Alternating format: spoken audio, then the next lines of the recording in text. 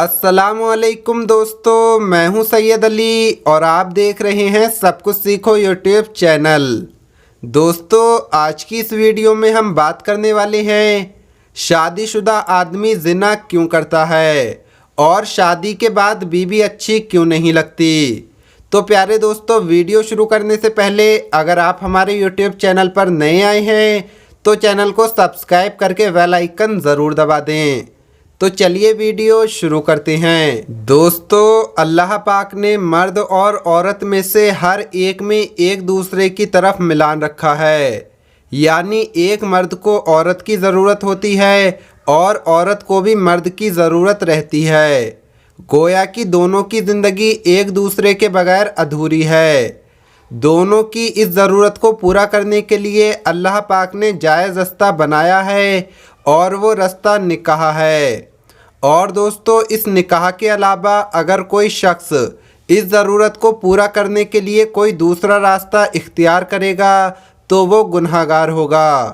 चुनांचे हुजूर पाक सल्लल्लाहु ताला अलैहि वसल्लम ने इरशाद फरमाया, जिसने निकाह किया तो उसने अपने आधे ईमान की हिफाजत की।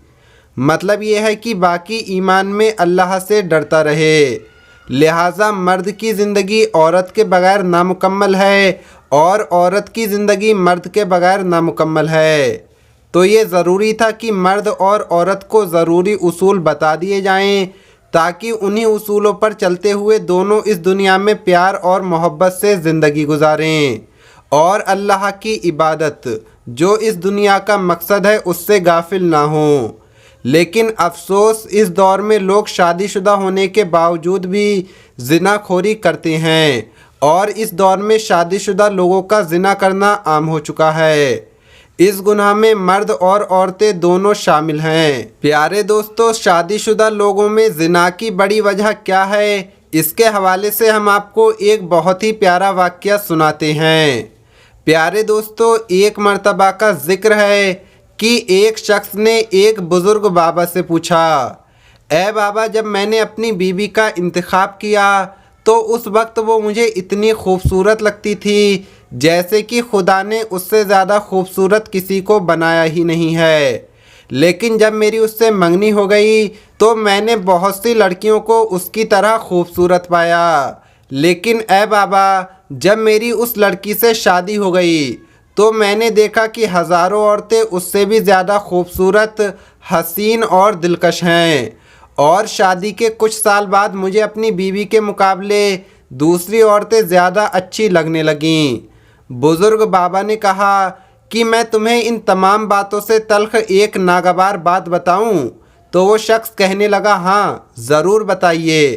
तो उन बुज़ुर्ग बाबा ने कहा कि इंसान तमाम दुनिया की औरतों से अगर शादी भी कर लेगा तो शादी के बाद भी यही महसूस करेगा कि उसके मोहल्ले की हिफाजत करने वाले कुत्ते भी उसकी बीवियों से ज़्यादा खूबसूरत हैं। वो शख्स हैरान रह गया और हंसकर बोला कि आप ऐसा क्यों कह रही हैं?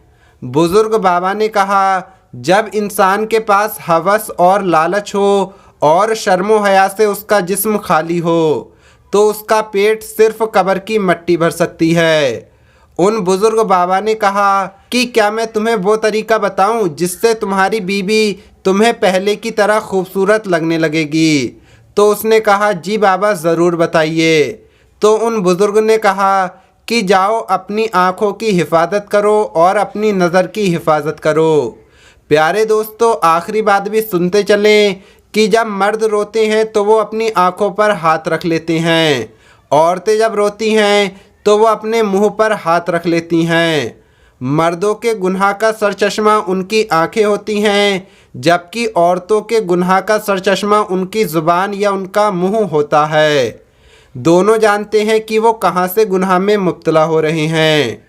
हज़रत इमाम अली ने फरमाया कि अपना सर ऊंचा रखो ताकि पता चले कि तुम किसी से नहीं डरते, लेकिन अपनी नज़रें नीची रखो ताकि पता चले कि तुम शरीफ ख़ानदान से ताल्लुकात रखते हो।